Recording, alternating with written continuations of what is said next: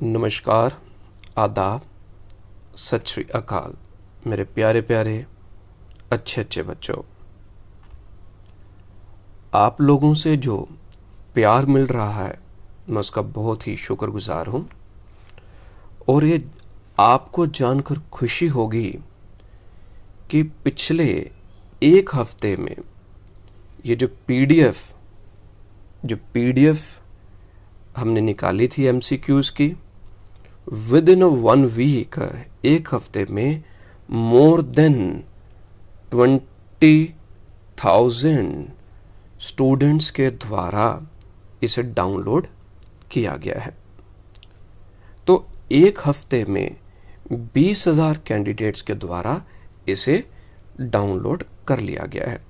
और ये एक बड़ी ही, जैसे हम कहेंगे, खुशी की बात है कि बच्चों को हमारा काम, स्टूडेंट्स को हमारा काम अच्छा लग रहा है। ढेर सारे मैसेजेस, ढेर सारे फोन कॉल्स आ रहे हैं और इतना जो प्यार मिल रहा है, ये जो रिस्पेक्ट मिल रही है, तो मैं ये कह सकता हूं कि respect which I am getting from all of you means now there is bigger responsibility on my shoulders. अब मेरे कंधों पर, मेरे शोल्डर्स पर और बड़ी रिस्पॉन्सिबिलिटी आ गई है। वर्कलोड बहुत ज़्यादा है। आप लोगों को बेहतर पढ़ाने के लिए मुझे खुद भी काफ़ी मेहनत करनी पड़ रही है। और अभी तक जितने वर्षों का मेरा एक्सपीरियंस है, उन सबको इकट्ठा कर कर आप लोगों को कोशिश कर रहा हूं पढ़ाने की, क्योंकि ये 1 वे कम्युनिकेशन है। और इस वे से कोशिश कर रहा हूं पढ़ाने की कि जो नॉन मेडिकल, सबसे बड़ी प्रॉब्लम क्या है कि नॉन मेडिकल बैकग्राउंड है और आपके पास समय कम है, और इतने कम समय में आप लोगों को अच्छे ढंग से कंसेप्ट समझाना, उसके लिए मेहनत करनी पड़ रही है। तो बस अपना ये प्यार बरकरार रखिए और अपने अपने जितने ग्रुप्स हैं, उन ग्रुप्स में आप ओरेकल कॉमर्स ट्यूटोरियल के यूट्यूब चैनल को शेयर करिए ताकि बाकी बच्चे भी बेनिफिट्स ले पाएं। ठीक है, तो अब हम आगे शुरू करते हैं। और उससे पहले जिन बच्चों ने अभी तक ये चैनल मेरा ओरेकल कॉमर्स ट्यूटोरियल सब्सक्राइब नहीं किया, वो प्लीज़ सब्सक्राइब कर लीजिए ताकि मैं आपके साथ एमसीक्यूज डिस्कस कर पाऊँ। ठीक है जी। तो question number 119, the concept of conservatism will have the effect of, इसका क्या इफेक्ट होगा? तो कंजर्वेटिज्म क्या कहता है कि हमें एसेट को कॉस्ट प्राइस, स्टॉक को कॉस्ट प्राइस और fair market value which ever is less. Stock asset है तो हमें अपने एसेट को कम रेट पर या कॉस्ट या फेयर मार्केट वैल्यू, उस पर वैल्यू करना होगा। तो इसका मतलब क्या गया कि इसका इफेक्ट किस पर होगा? Under statement of assets. तो हमें अपने एसेट्स को अंडर स्टेट करने होंगे, कम पर शो करना जो पड़ेगा, अंडर स्टेट करना पड़ेगा। तो option is B, under statement of assets. Next is 120th, according to going concern, a business is assumed as having indefinite life. So B is the answer. According to which of the following concepts even the proprietor of the business is treated as a creditor of the business? It is business entity concept। और वो क्या कहता है? दुकान और दुकानदार दोनों का अपना अलग अलग वजूद है। 122, according to which of the following concepts for determining the net income from business all costs which are applicable to revenue of the period should be charged against that revenue.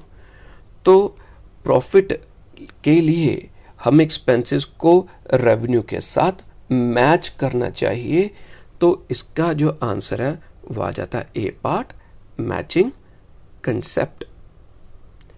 Next is 123rd. According to money measurement concept, which of the following will be recorded in the books of accounts? तो money measurement concept के accordingly इनमें से हम किसे अपने books में record करेंगे? तो इसका आंसर है B part, commission payable to a salesman. तो मनी मेजरमेंट क्या कहता है कि हमें क्या करना है, हमें सिर्फ उन्हीं आइटम्स को अपनी बुक्स में अकाउंट फॉर करना है जिसे मनी की टर्म्स में एक्सप्रेस कर सकें. क्वालिटी कंट्रोल डेटा नहीं है, extra profit arising out of revaluation of assets ये भी नहीं, तो commission payable to salesman. 124th. Non-financial quantitative information is not recorded in accounts due to, तो जो नॉन फिनेंशियल क्वांटिटेटिव इंफॉर्मेशन होती है तो उससे मनी की फॉर्म के टर्म्स में एक्सप्रेस नहीं कर सकते, इसलिए इन्हें हम अपने बुक्स में शो नहीं करते. 125th. Realisation concept implies. तो रियलाइजेशन कंसेप्ट का मतलब क्या आ गया? Receipt of the order, delivery of the goods, the receipt of cash from the customer. It is delivery of the goods, B part. तो इसका मतलब हमने जब अपनी ड्यूटी परफॉर्म कर दी, अपनी सर्विसेज रेंडर कर दी, मनी अभी हमें चाहे नहीं भी मिला, तो वो रियलाइजेशन कंसेप्ट इस पर फोकस करता है. Next is 126. According to the business entity concept, business entity concept क्या कहता है? Transaction between the business and its owners are not recorded. गलत है. Transaction between the business and its owners are recorded considering them to be one single entry, यह भी गलत है. Transaction between the business and its owners are recorded from the business point of view, तो उसे हम business point of view से record करते हैं, तो ऑप्शन इज सी. तो C is the answer. C is the answer. Next one is 128th. तो 128th में आ गया according to the cost concept. तो कॉस्ट कंसेप्ट क्या कहता है? Assets are recorded at the value paid for acquiring them. तो एसेट्स को हम किस अमाउंट पर अपनी बुक्स में रिकॉर्ड करते हैं, जिसके लिए जितना हमने पैसा पे किया होता है. तो ए पार्ट आ गया. बाकी के पार्ट भी हम डिस्कस करते हैं कि assets are recorded by estimating the market value. तो मार्केट वैल्यू पर नहीं हम उसको लिखते, शो करते, क्योंकि ये एक लिमिटेशन है अकाउंटिंग की कि वो प्राइस लेवल चेंजेस को इग्नोर करते हैं. तो गोइंग कंसर्न कंसेप्ट क्या कहता है? Asset should be valued at cost price less depreciation. So answer is A part. Next is 129. According to the going concern concept, अभी मैंने आपको बताया assets are recorded at cost and are depreciated over the useful life. तो इसका जो answer होना चाहिए वो ए इसका आंसर आ जाएगा. बाकी की भी ऑप्शंस हम पढ़ लेते हैं, इसमें क्या क्या दी गई हैं.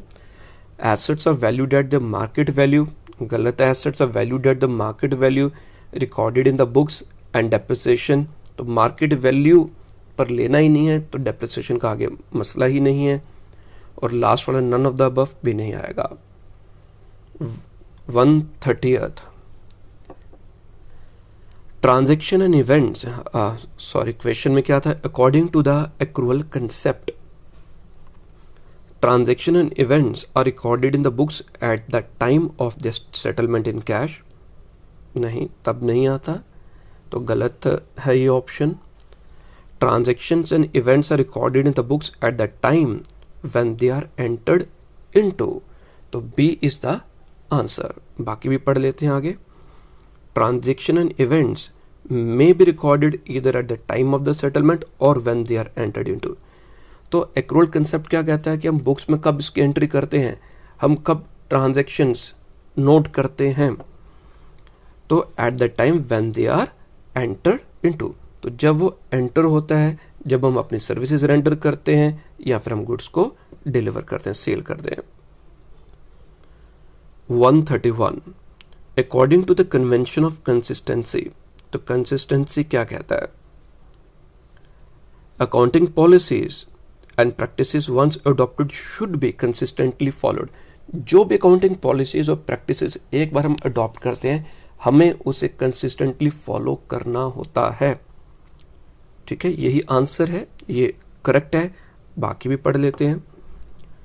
Accounting policy and practice adopted may be change as per the management decision.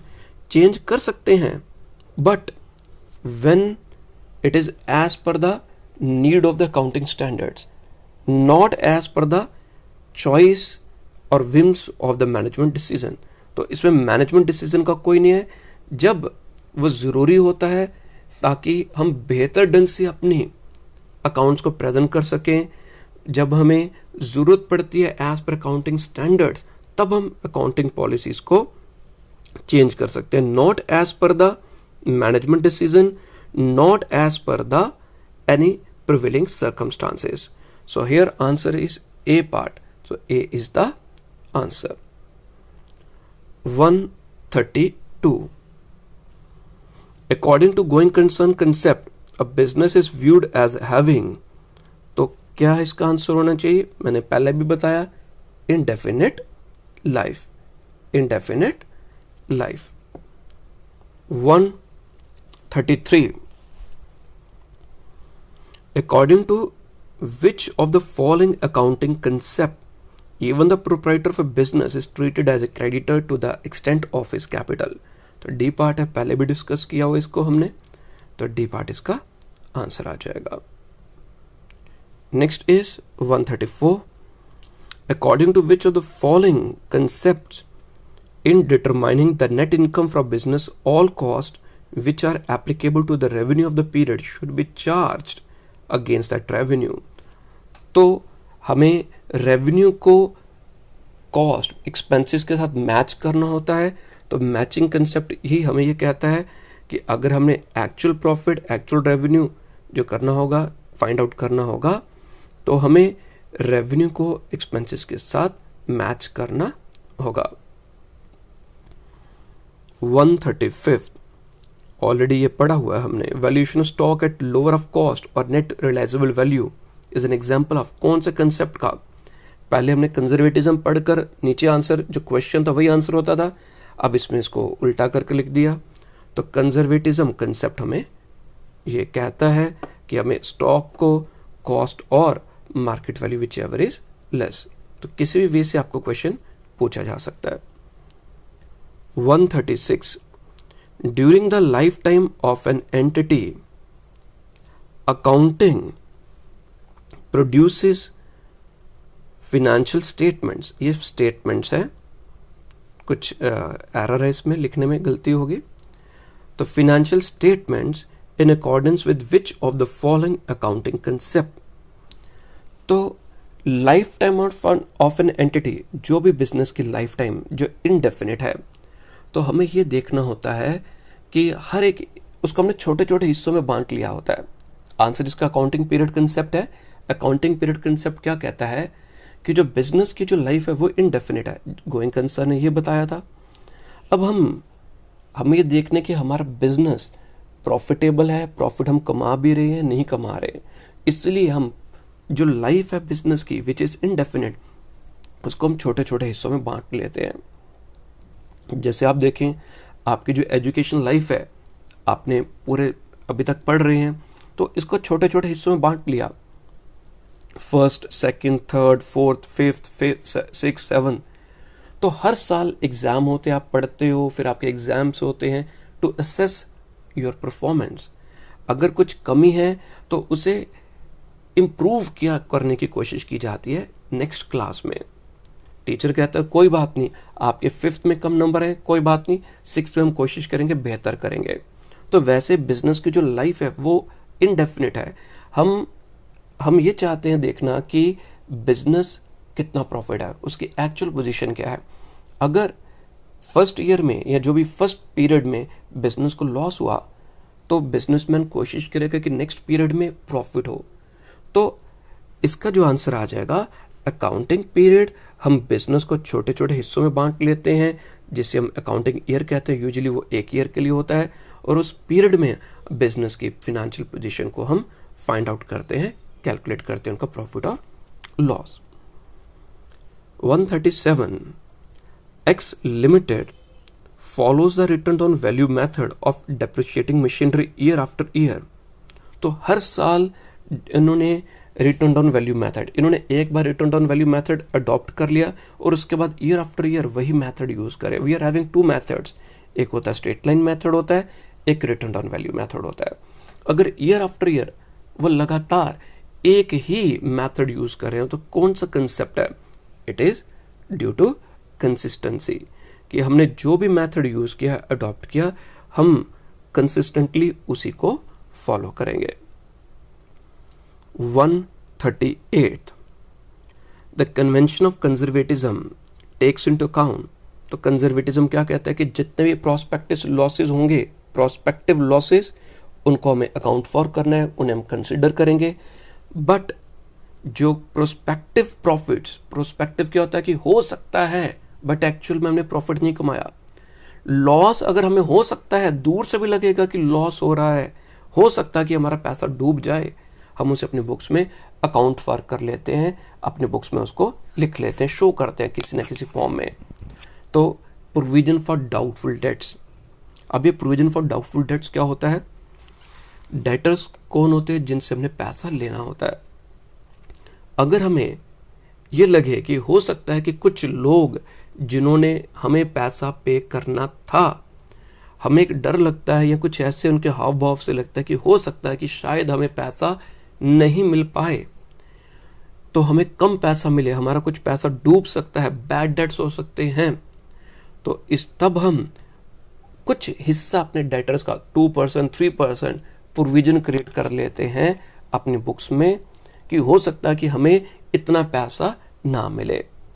तो जो प्रोविजन क्रिएट किया जाता है, it is due to convention of conservatism, कि हमें ये पैसा नहीं मिलेगा और उसको ध्यान में रखते हुए हमने अपना प्रॉफिट कैलकुलेट कर लिया। अगर पैसा मिल गया तो फिर कोई समस्या नहीं है। So option is C part, तो C part is the answer. Next is 139 As per revenue recognition concept, revenue is deemed to be realized। Revenue को हम रियलाइज करते हैं किस वे से? When purchase order is received from the purchaser, हमें कोई order मिला तो क्या हम रेवेन्यू को रिकॉग्नाइज कर लेंगे? मेरे को किसी बच्चे ने फोन किया, हाँ जी हेलो सर, मुझे आपसे अकाउंट असिस्टेंट की ट्यूशन पढ़नी है। अब इससे फोन से याद आया, एक सभी बच्चों से, सभी लोगों से एक मैं रिक्वेस्ट करना चाहता हूं कि आपको कोई भी डाउट है तो प्लीज आप मेरे को व्हाट्सएप कर दीजिए। अभी यह रिकॉर्डिंग के दौरान ही मेरे को कॉन्टिन्यूसली 6-7 बार फोन आए हैं। कुछ तो फोन लगातार भी चलते हैं, रेपिटेटिव, कंसिस्टेंसी अप्रोच, नहीं उठाया तो फिर से कर लेते हैं। उससे क्या होता है कि रिकॉर्डिंग नहीं हो पाती, ध्यान भटक जाता है, लेक्चर में प्रॉपर वे से रिकॉर्ड नहीं कर पाता और कई बार ऑप्शन ऊपर नीचे हो जाती है। तो अभी मैंने फोन अपना वाइब्रेशन पर दूसरा रखा हुआ है, बट उसके बावजूद भी थोड़ी सी डिस्टर्बेंस हो जाती है। So it's a hand folded request, आपके कोई भी प्रॉब्लम्स है आप मेरे को व्हाट्सएप कर लीजिए, मेरे से आप टाइम पूछ लीजिए कब, अगर किसी ने फोन पर बात करनी है तो टाइम पूछ लीजिए, तो मैं आपको एक पर्टिकुलर टाइम दे दूंगा, तब आप मेरे से जो भी आपके डाउट्स हैं डिस्कस कर सकते हैं। ठीक है जी। अब वापस हम क्वेश्चन पर आ जाते हैं। तो when purchase order is received from the purchaser, मेरे को बच्चे का फोन है, सर ट्यूशन पढ़नी है, तो उसने मेरे को फोन किया, मेरे को ऑर्डर दिया या मेरे से पूछा, ठीक है, तो क्या मैं उसी समय रेवेन्यू को रिकॉग्नाइज कर लूंगा? आप में से कई बच्चों ने या कई स्टूडेंट कैंडिडेट्स हैं, जैसे किसी ने अमेजोन पर ऑर्डर कर दिया, अमेजोन को ऑर्डर कर दिया 1 लाख रुपए का, अमेजोन वाला खुश हो गए, 1 लाख रुपए की cell.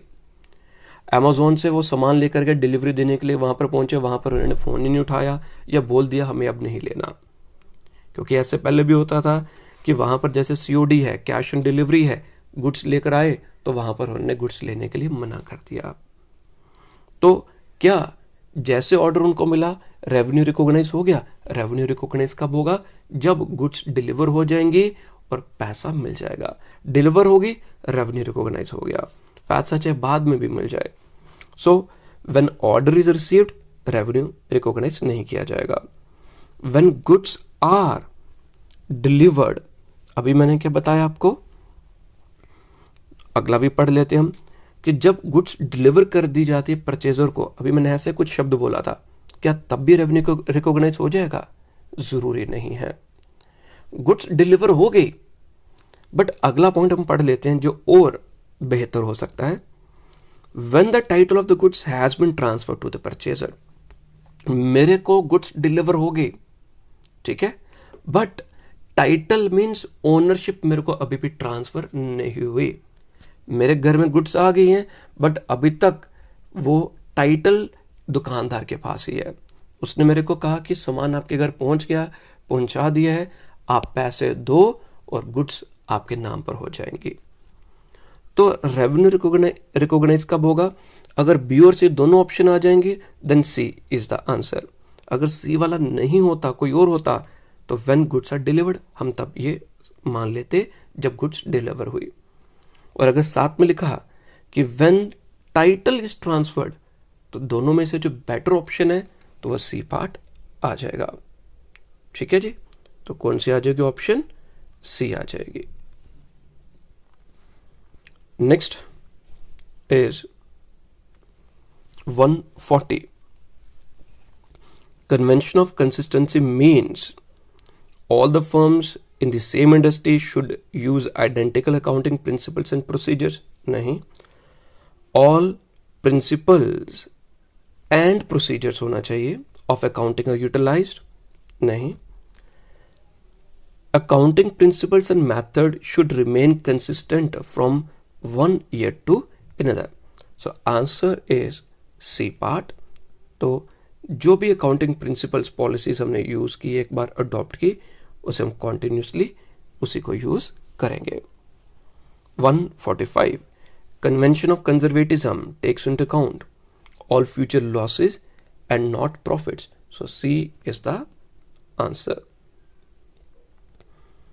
142 according to convention of conservatism, closing stock is valued at cost or fair market value or realizable value, whichever is less. So C is the answer. According to the convention of conservatism, 143. तो convention of conservatism क्या कहता है?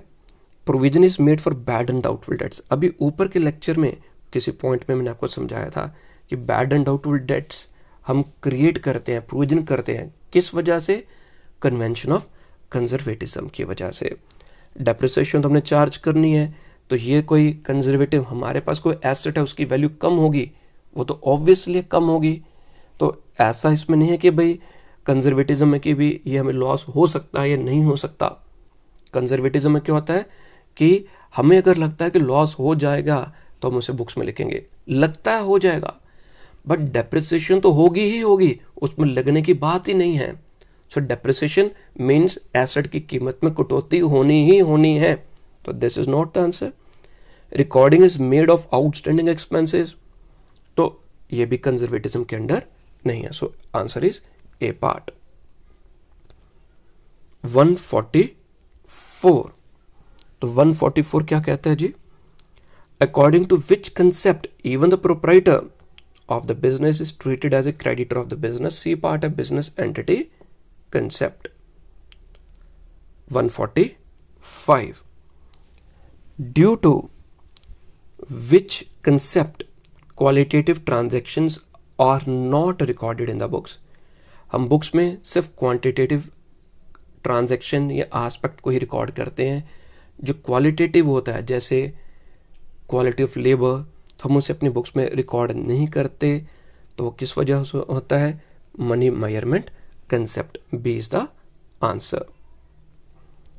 Then is 146 accrual concept is based on. तो जब मैंने accrual concept बताया था और इसके साथ मैंने मैचिंग कंसेप्ट भी बताया था, तो वहां पर आप इसको डिटेल में समझिए। तो accrual concept is based on matching concept. Important MCQ है ये वाला। 147 according to which concept the same accounting methods should be used each year. It is consistency, D part. Due to which of the following contingent liabilities are shown in the balance sheet। तो किस वजह से हम contingent liability को balance sheet में show करते हैं? तो सबसे पहले क्या जाएगा, contingent liability क्या होती है? मैंने पहले भी आपसे डिस्कस किया contingent liability का, which may occur और which may not occur। तो वो कुछ अनफोर्सीन फ्यूचर इवेंट्स पर निर्भर करता है, and those events can turn up in our favour and it can go against us. तो किस वजह से होता है? It is due to convention of full disclosure. तो फुल डिस्क्लोजर कन्वेंशन क्या कहते हैं कि जो भी इंफॉर्मेशन मटेरियल है उसे हमें डिस्क्लोज करना होगा। तो कंसिस्टेंसी तो नहीं है, बाकी ऑप्शंस भी देख लेते हैं। मटेरियलिटी भी नहीं है और गोइंग कंसर्न कंसेप्ट भी नहीं है। नेक्स्ट इज हमारे पास 149। तो 149 में क्या जाता है हमारे पास? Meaning of accounting principle is. तो अकाउंटिंग प्रिंसिपल क्या कहता है, क्या उसका मीनिंग है? Rules which are adopted in the accounting in recording the accounting transactions. तो अकाउंटिंग प्रिंसिपल्स क्या हैं? जो रूल्स हैं जो अडॉप्ट किए जाते हैं हमारी अकाउंटिंग ट्रांजैक्शंस को रिकॉर्ड करने के लिए। आंसर इज ए। बाकी देख लेते हैं कि रूल्स जो प्रॉफिट एंड लॉस को प्रिपेयर करने के लिए नहीं, रूल्स जिसे अडॉप्ट किया जाता है बैलेंस शीट के लिए या डायरेक्टर रिपोर्ट के लिए नहीं। सो आंसर इज ए पार्ट। तो जो हम रूल्स अडॉप्ट करते हैं रिकॉर्डिंग द बिजनेस ट्रांजैक्शंस। 150। तो 150 को ध्यान से देखेंगे आप। इसमें क्या दिया गया है? Different names of accounting principles are. Accounting principles को हम कंसेप्ट्स भी कहते हैं, कन्वेंशंस भी है, assumptions भी है। तो it is all of the above, D. According to business entity concept 151, business is not treated as a separate unit from its owner. गलत है। Business is treated as a separate unit from its owner.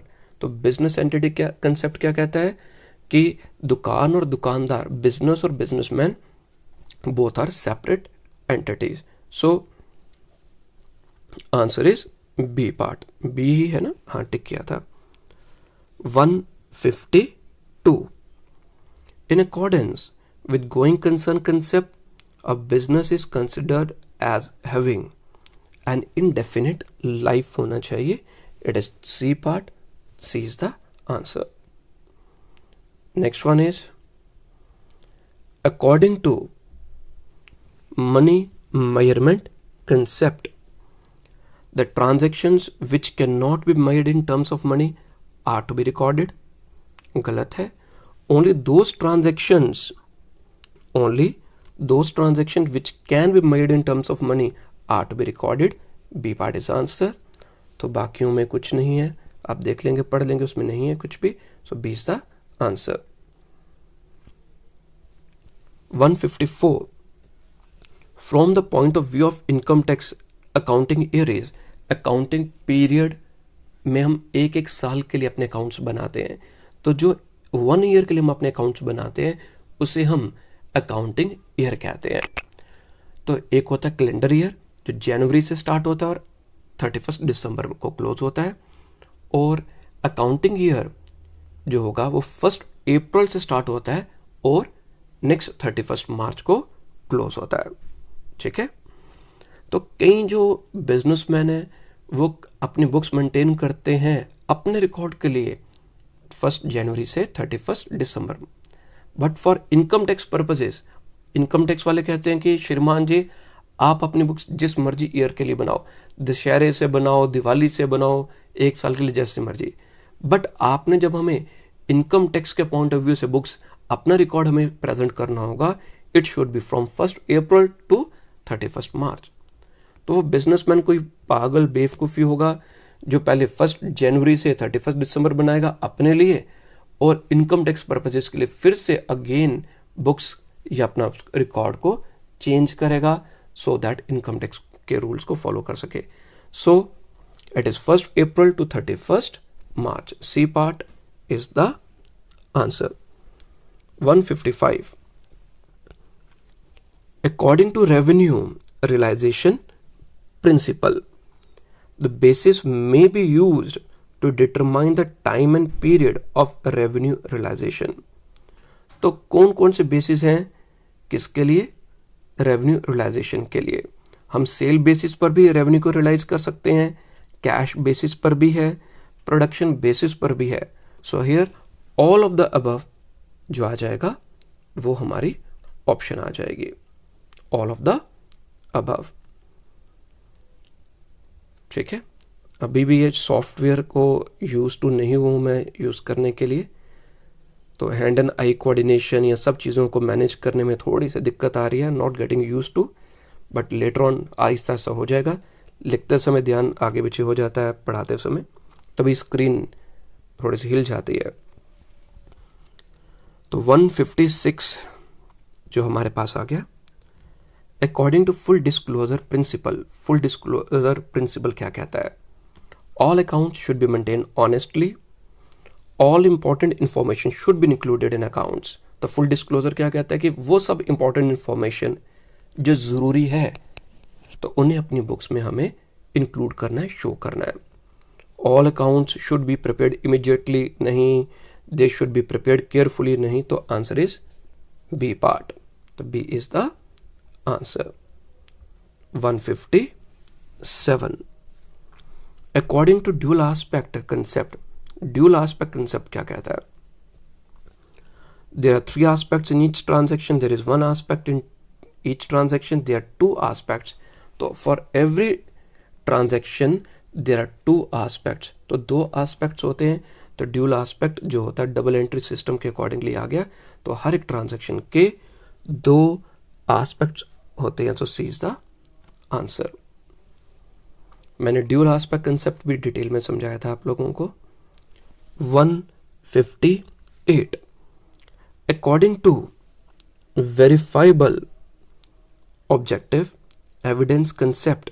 जो verifiable objective evidence concept क्या कहता है? There should be proper vouchers for the checking of every transaction. Yes, evidence object क्या होता है? Verifiable objective evidence कि आप जैसे दुकानदार के, आप में से कोई प्राइवेट जॉब करता है, ठीक है, आपको सेठ जी ने, आपको जो आपका ओनर है, जो मैनेजर, उसने कहा कि जाइए सामान लेकर आइए और बिल लेकर आइएगा। तो आपने कोई सामान खरीदा, आपने पेट्रोल डलवाया या कोई भी चीज़ तो परचेज की, आप उसके साथ बिल लेकर जाएंगे और वो बिल एविडेंस है कि भाई मैंने जो चीज़ खरीदी है उसका ये रेट है, ये इतने का मैंने कोई गुड्स को खरीदा है, तो ये बिल है। तो आप उनको बिल दिखा देंगे। बिजनेस में वाउचर अभी आ गया जैसे, तो वाउचर या बिल जो होगा ये क्या आ जाएगा? वेरीफाई कर सकते हैं हम उसको, किसी भी ट्रांजैक्शन को, कि सही है या गलत है। So they should be proper vouchers for the checking of every transaction. हर एक ट्रांजैक्शन के लिए प्रॉपर वाउचर्स होने चाहिए। बी पार्ट में आ गया proper vouchers only for the cash transactions, नहीं। सी में proper vouchers of every good transaction, और डी में there is no need of vouchers for checking the transactions. तो इसका जो आंसर है वो ए होना चाहिए। A is the answer. 159 according to historical cost principle. तो हिस्टोरिकल कॉस्ट प्रिंसिपल क्या कहता है? गोइंग कंसर्न के अकॉर्डिंगली आ गया कि एसेट्स, जो C part is answer, assets are shown after deducting the depreciation from the purchase price. जो कॉस्ट प्राइस होगा उसमें से हम डेप्रिसिएशन माइनस कर कर बुक्स में शो करेंगे। So C is the answer. Next क्या आ जाएगा? 160th, according to convention of conservatism principle, the closing stock is valued at cost price or market price, whichever is less. So D should be the answer. तो D हमारा answer होना चाहिए। ठीक है, अब आज के लिए हम इतना ही करते हैं। तो मेरे को कई स्टूडेंट्स के मैसेजेस, फोन या कुछ ऐसे उन्होंने वीडियोस पर भी किए थे कि सर कितने एमसीक्यूज होंगे, कितने हमें करने हैं। मैंने उनको कहा था, या कईयों ने पूछा कि ये जो आपने अभी 226 या जितने भी हैं आपने जो भेजे हैं, क्या ये सफिशिएंट है, इतने ही करने हैं? तो मैंने पहले भी एमसीक्यूज जब समझा रहा था तो मैंने कहा था कि मैं कम से कम 3000, अप्रॉक्सीमेटली 3000 एमसीक्यूज आपको सेंड करूंगा, वो डिस्कस करेंगे। और एक कुछ स्टूडेंट्स ने कहा कि सर ये बहुत ज़्यादा है एमसीक्यूज, कहीं बहुत ज़्यादा तो नहीं? जब बच्चे ने मेरे को बोला कि बहुत ज़्यादा तो नहीं, तो सच्ची बताऊं मेरे को भी लगा था कि बहुत ज़्यादा मैंने बोल दिया है कि 3000 एमसीक्यूज करेंगे, इतने ज़्यादा। मैं तो पागल हो जाऊंगा इतने एमसीक्यूज को टाइप करना, कलर करना, क्योंकि सारा काम फ्रॉम A to Z मुझे खुद करना है। टाइप भी करना, तभी बीच बीच में गलतियां हो रही हैं। अभी पढ़ाते समय हैंड ऑन आई कोऑर्डिनेशन नहीं हो रहा था, लैपटॉप पर, मोबाइल पर, उसमें भी गड़बड़ हो रही थी बीच बीच में। तो मेरे को भी लगा ऐसे ही, पर फिर बाई चांस ऐसे ना मेरी नज़र पड़ी, ये जो अकाउंट असिस्टेंट है जिसकी आप तैयारी करें, इसके पे स्केल पर इसकी जो बेसिक पे, जो स्टार्टिंग में पे है, वो मेरे ख्याल से 26228 है। 26228 शायद इतनी है ना, सब टीए लगाकर फर्स्ट मंथ की, जो आप ज्वाइन, अगर आप में से किसी की सिलेक्शन हो जाती है, लेट इट भी आपकी, जो भी मेरी आवाज़ सुन रहे हैं उनकी सबकी सिलेक्शन होगी, तो उनकी जो पर मंथ स्टार्टिंग से 26,228 सैलरी हो गई है। ठीक है, तो अभी इसमें तो एडिशन जैसे जैसे आगे आगे जॉब चलती चलेगी तो ये सैलरी जो होगी वो बढ़ती भी जाएगी, 50-60,000 समथिंग उसके आगे तक चले जाएगा। तो जब मैंने इसकी अमाउंट देखी कि 1 महीने की सैलरी है, तो फिर मेरे दिमाग में एक और ख्याल आया कि अगर मैं अपनी 1 मंथ की जो सैलरी है, मैं ये सोचता हूं कि मेरी जो सैलरी का जो 1 रुपया है, 1 रुपया जो मैं सैलरी का अर्न कर रहा हूं, इसके लिए अगर मैं 1 एमसीक्यू पढ़ लेता हूं, प्रैक्टिस कर लेता हूं, ठीक है ना, 1 रुपये के लिए 1 एमसीक्यू, तो मेरे को तो घाटे का सौदा ही नहीं लगा कि भाई 26,000 रुपया अगर मैंने कमाना है, मैं सिर्फ 1 महीने की सैलरी बात कर रहा हूं, सिर्फ 1 महीने की सैलरी के लिए एमसीक्यूज पढ़ लो, बाकी through out the life you will be getting the salary, उन सबको छोड़ दिया आपके लिए बोनस। अगर आप 1 रुपये के लिए 1 एमसीक्यू तैयार कर लेते हो, तो उसके हिसाब से 26,000 एमसीक्यूज भी अगर आपने कर लिए, तब भी घाटे का सौदा नहीं है, तब भी घाटे का सौदा नहीं है, ये फायदा है। और इस समय जो कोविड की पोजीशन चल रही है, कौन से लोग सुखी हैं? जो गवर्नमेंट एम्प्लॉयज हैं। चाहे गवर्नमेंट लॉकडाउन कर दे, काम हो या ना हो, चाहे ऑफिस में गवर्नमेंट एम्प्लॉय जाकर बैठ जाएं, काम करें ना करें, शटर डाउन कर दें, उन्हें सैलरी मिलेगी। बट प्राइवेट सेक्टर में देखो, उनको नौकरियों से बाहर निकाल रहे हैं। बिजनेसमैन की हालत बुरी हो गई है। पिछले 6 महीने से, अप्रोक्सीमेटली 5 मंथ से, हमारे जो सेंटर्स हैं, टेक्निकली तो मार्च से हैं, बट उससे पहले सेशन खत्म हो गया था। मार्च से लेकर अब जुलाई खत्म होने, मार्च, अप्रैल, मई, जून, जुलाई, फॉर द लास्ट 5 मंथ्स हमारे कोचिंग सेंटर्स बंद हैं। तो कौन लोग बेनिफिट में है? Government employees. So it is a very big opportunity for all of you.